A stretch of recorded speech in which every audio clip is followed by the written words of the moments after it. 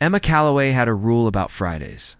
No drama, no obligations, and absolutely no phone calls from her mother before noon.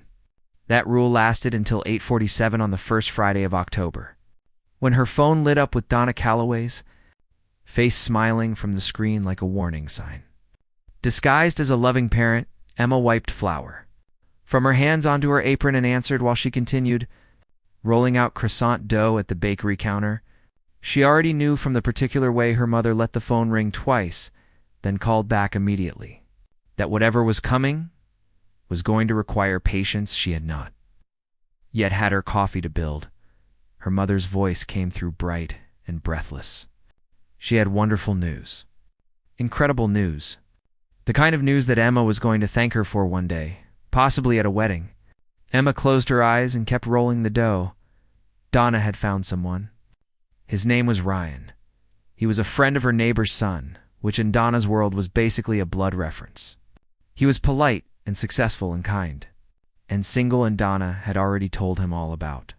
Emma and he was very interested, and she had made a reservation for Saturday evening at a place called Rosso on 5th Street, and Emma simply had to go because Donna had already confirmed for both of them. Emma set down the rolling pin. She had been through this before.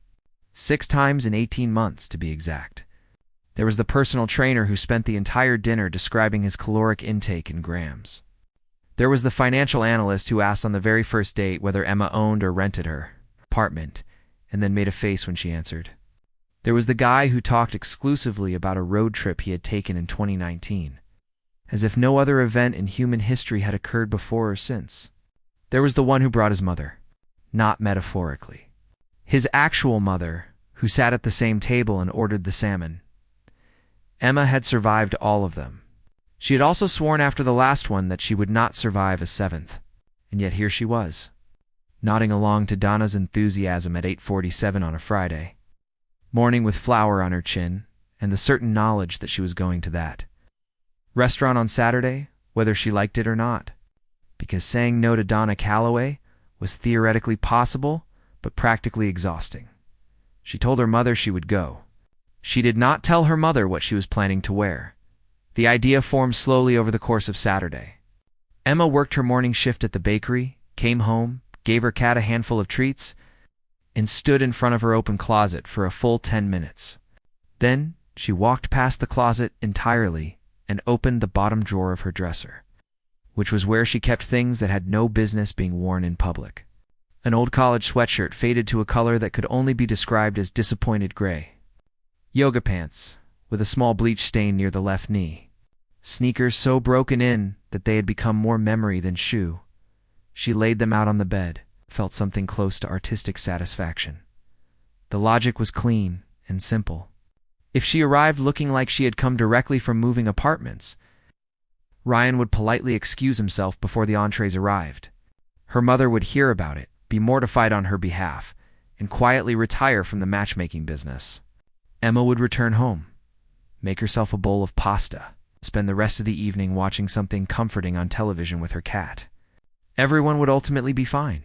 She added a scrunchie that had seen better days, pulled her hair into a lopsided bun that belonged to neither a restaurant nor a photograph, and left the apartment at 6:45. Feeling like a woman in complete control of her own destiny, Rosso on 5th Street was warm and candlelit. The kind of restaurant where people made reservations 2 weeks in advance and whispered instead of talked.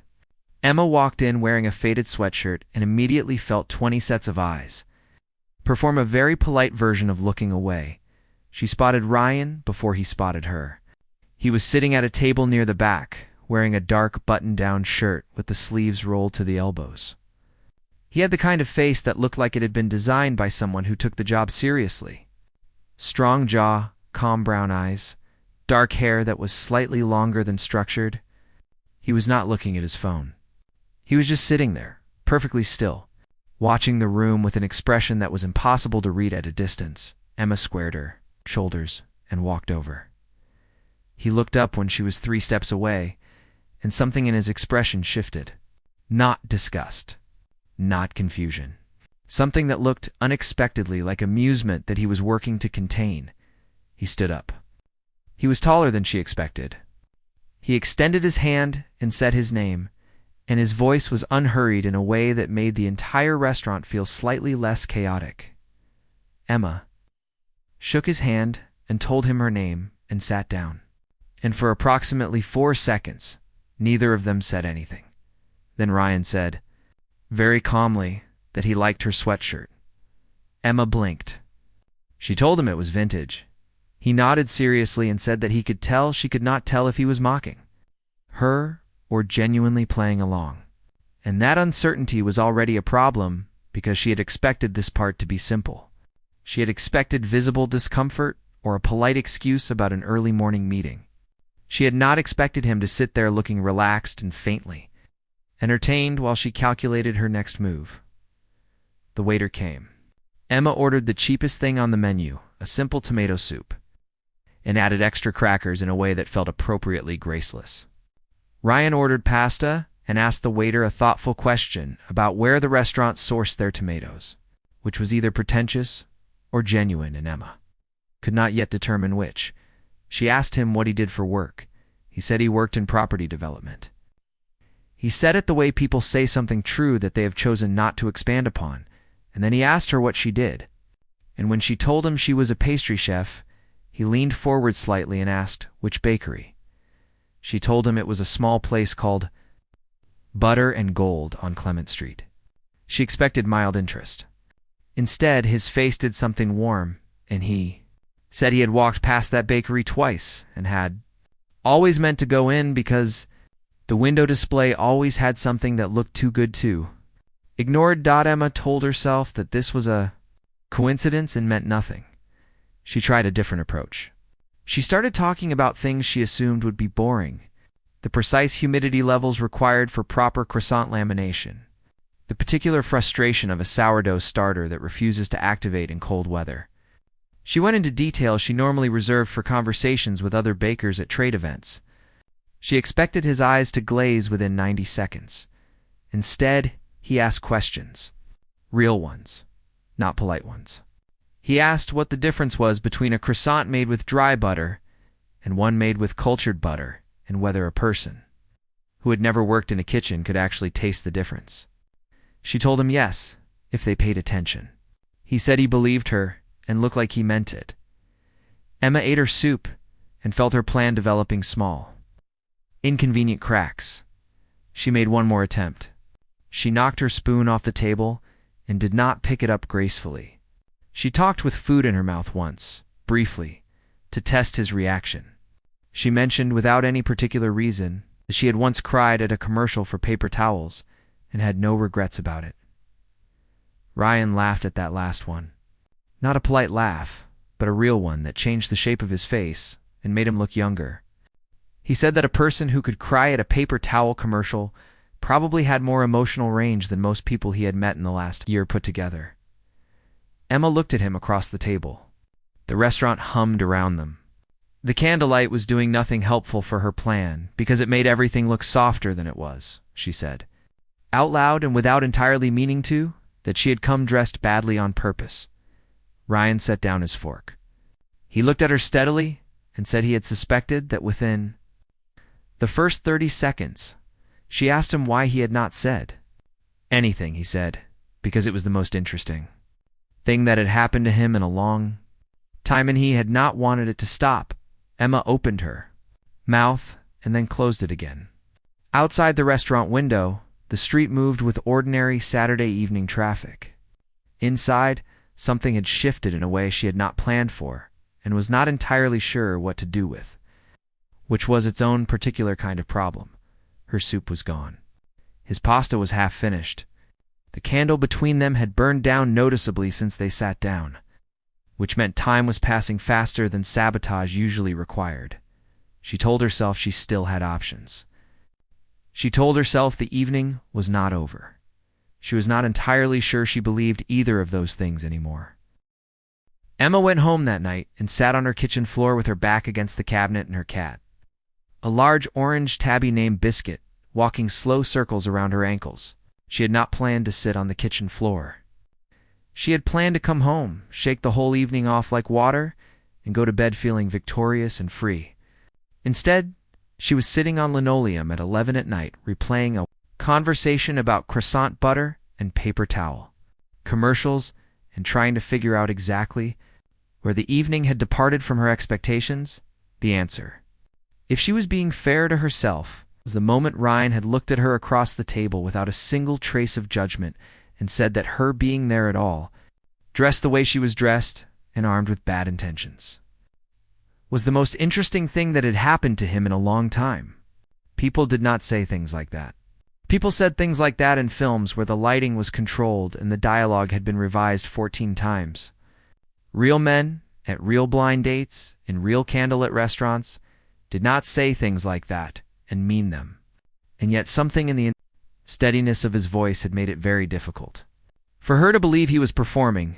She picked up Biscuit and held him against her chest and told him the evening had been a minor setback and that she was completely fine.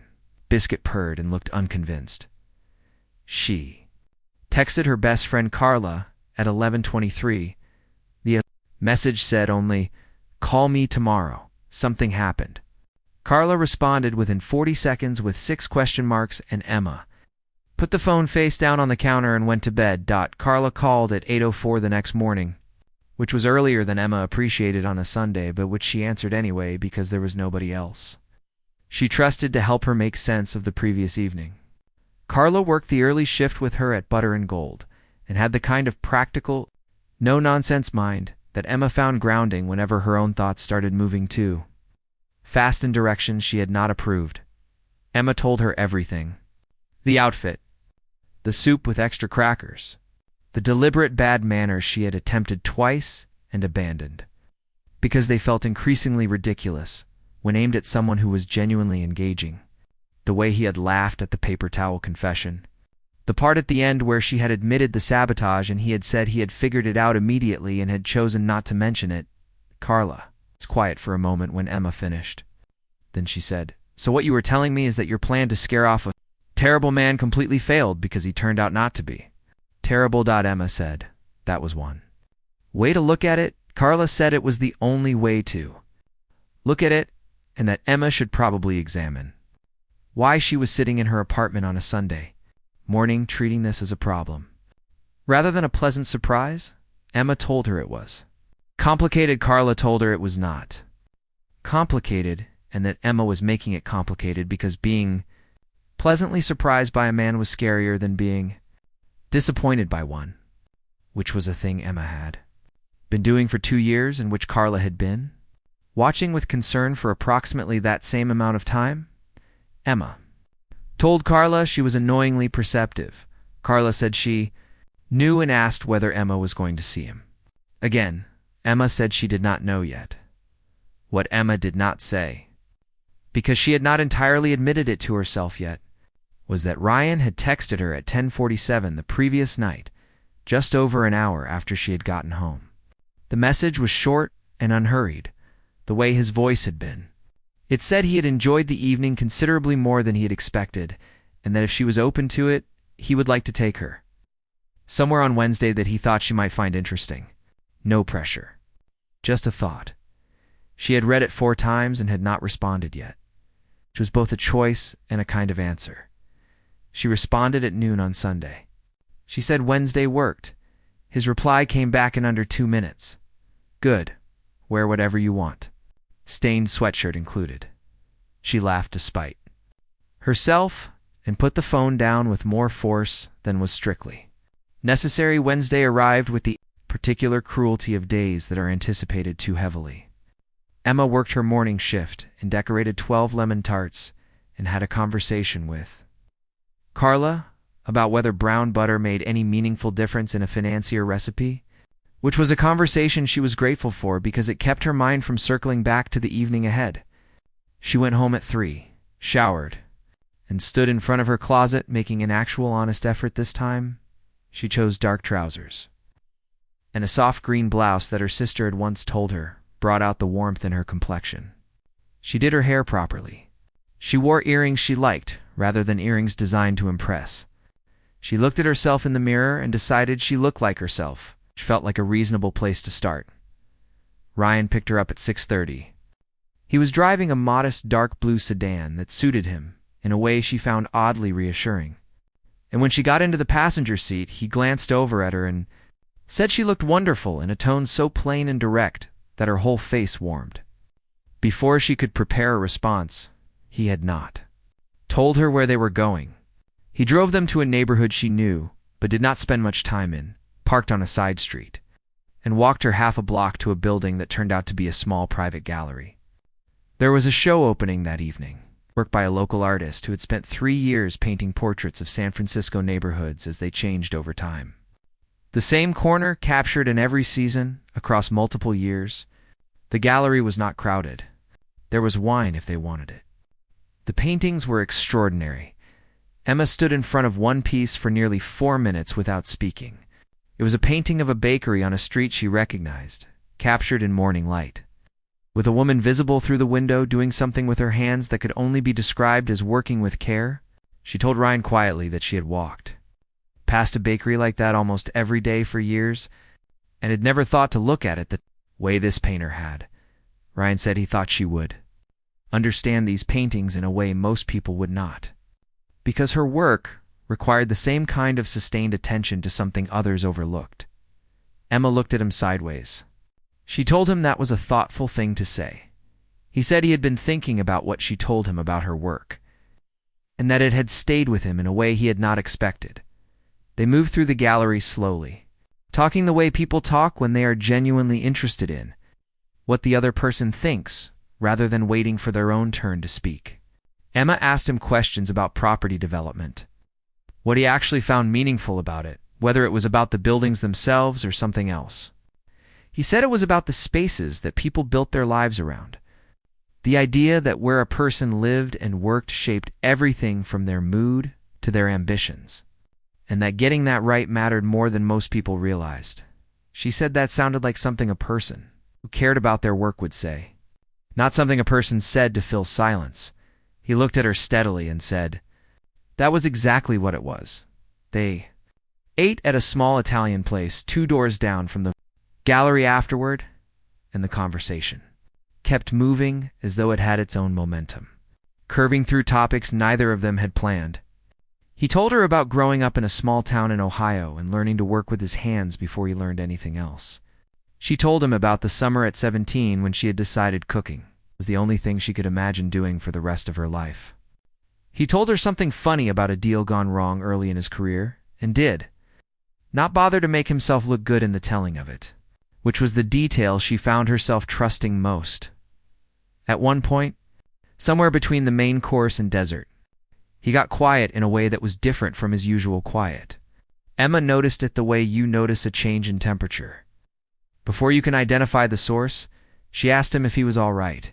He said yes, and then paused, and said there was something he had not told her yet, something that would probably be relevant at some point, and that he was not hiding it for a dishonest reason, but because he had wanted to meet her as himself first. Without anything else in the way, Emma set down her fork. She asked him what he meant. He said it was nothing alarming, and that he would explain it properly when the moment felt right, and that he hoped she would hear him out when that moment came. She searched his face. He looked like someone telling the truth about the existence of a complication rather than someone building toward a lie. She told him she would hear him out when he was ready. They walked back to his car, under streetlights that turned everything a gentle amber.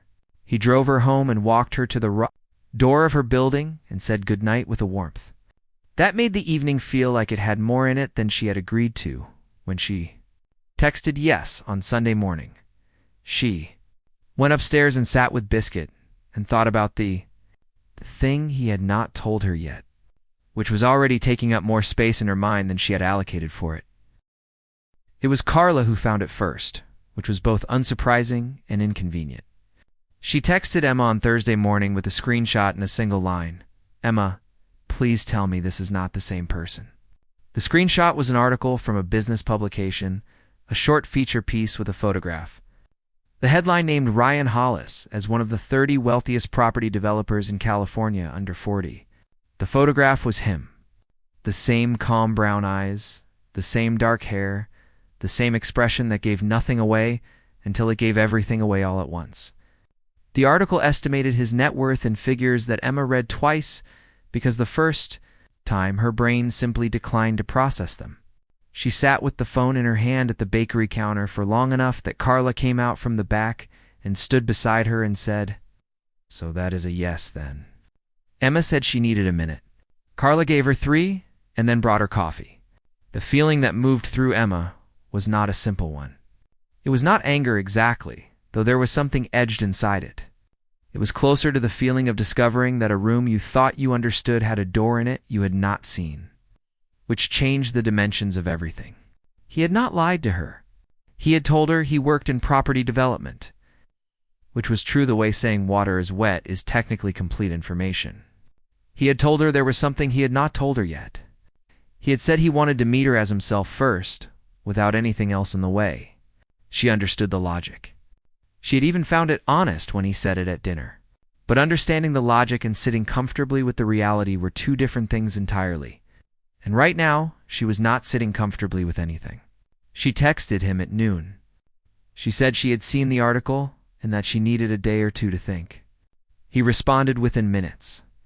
He said he understood completely and that he was sorry the timing had not been better, so that whenever she was ready to talk, he would be there.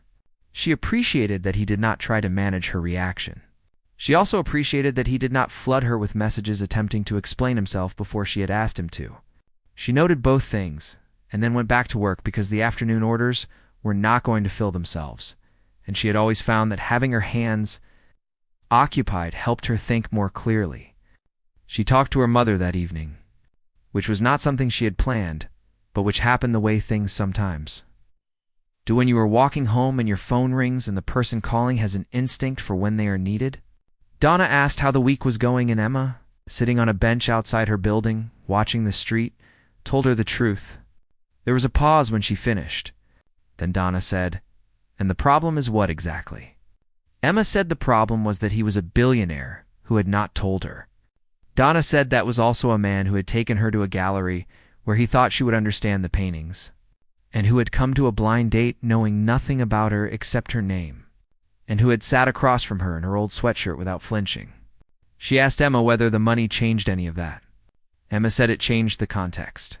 Donna said the context was already there, whether or not Emma knew about it. She said the man had been the same man both before and after the article. Emma said she needed to think about it. Donna said that was fine, and that she loved her, and that she was also extremely proud of herself for this one, which was a little much, but which Emma chose not to address. She thought about it for 2 full days. She went to work. She made brioche and filled cream puffs and talked to Carla about other things when she needed a break from the things she was actually thinking about. She reread his text about wanting to meet her as himself without anything else in the way, and sat with it until it stopped feeling like an evasion and started feeling like something else. On Saturday morning, she texted him and asked if he wanted to meet for coffee. He said yes. He named a place near her neighborhood.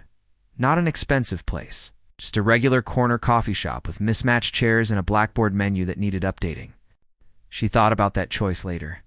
He was already there when she arrived, sitting at a small table by the window with 2 cups in front of him, one of which was exactly the order she had mentioned once in passing during their first dinner. She noticed that and said nothing about it yet. She sat down. They looked at each other for a moment. She asked him to explain the part he had kept quiet. He was direct about it in a way she had come to expect from him. He said that for the past several years, every person he met in any personal context had known who he was before they met him. That knowing had changed things before they even began. Women arrived at dates having researched him in advance, angling conversations toward his company, performing versions of themselves designed to appeal to someone specific. He said it had made authentic connection feel nearly impossible, and that he had started to wonder whether the version of himself that existed outside of his work and his net worth was still something other people could see. He said that when he walked into Rosso and saw her arrive in a faded sweatshirt with her hair in a sideways bun, having clearly put genuine effort into looking as unimpressive as possible, he had felt something he had not felt in a long time. He said she was real in a way that had been rare for him. He had wanted to stay in that reality a little longer before the other thing came into it. Emma held her coffee cup and listened without interrupting. When he finished, she told him she understood it. She said she did not love the feeling of finding out from a news article rather than from him directly. She said she wished the Wednesday conversation had gone a step further. She was not devastated by the information itself. She was a person who made croissants for a living and owned a large orange cat and cried at paper towel commercials. His bank account was not something she had ever been thinking about. What she needed to know, she told him plainly, is whether the person she had been talking to across 2 dinner tables and 1 gallery was the actual person. Not a performance designed to seem relatable. The actual person. He said yes, without hesitation. He said the awkward silences and the honest stories and the questions he had actually wanted the answers to, and the fact that he still thought about the vengeful 19th century painter whose message she had discovered on the back of that French portrait, that was all of it real. He said he was not a performance. He was just a person who had grown up working hard and had been lucky in the ways that counted and unlucky in a few others, and who had not been looked at clearly in quite a while, and that she had looked at him clearly from the first evening despite having arrived determined not to look at him at all. Emma felt something settle in her chest. Not a dramatic settling. A quiet one, like a door closing gently rather than slamming. She told him she was not someone who was going to be managed or impressed. She told him that if something bothered her, she would say it, and she expected the same from him. She told him she needed honesty to be the baseline and not an occasional feature. He said that was the only way he knew how to operate when he was being himself, which had not been often enough recently, but which he intended to change. She asked him if he had finished his coffee. He looked down at the cup. He said almost. She told him to finish it, and then they could walk somewhere. Because she thought better when she was moving, and there were still a few things she wanted to talk through. He finished the coffee. They walked. The morning was cool, and the streets in her neighborhood were quiet in the way that Saturdays are quiet when the week has finally been let go. They talked for a long time, moving through things that mattered, and things that were simply interesting, and a few things that made them both laugh in the unguarded way that only happens when comfort has been established without either party quite noticing. At one point she stopped walking and looked at him and said that if he ever walked into her bakery and she did not know it was him, she would find that extremely funny. He said that was something that could be arranged and that he had been meaning to try the croissants. Since the first time he walked past the window, she said they were very good croissants. He said he believed her. She told him it was an objective fact and not a matter of opinion. He said he would require a personal demonstration before drawing his own conclusions. They walked back in the direction of her building in no particular hurry. The morning had warmed slightly. Biscuit was probably sitting in the window by now, watching the street with his particular expression of absolute indifference to everything occurring below him. Emma thought about what Carla had said the previous Sunday, that being pleasantly surprised by a man was scarier than being disappointed by one. She thought about what her mother had said about the gallery and the paintings. She thought about a man who had sat across from her in a candlelit restaurant while she ordered garlic-heavy soup specifically to ruin the evening and had responded by being genuinely interested in croissant butter and old painters with grievances. She thought that you could dress badly to a dinner on purpose and still come home from it carrying something unexpected. You could plan for a disaster and find yourself standing in morning light on a Saturday with someone whose quiet made sense to you in a way that was difficult to explain and easy to feel.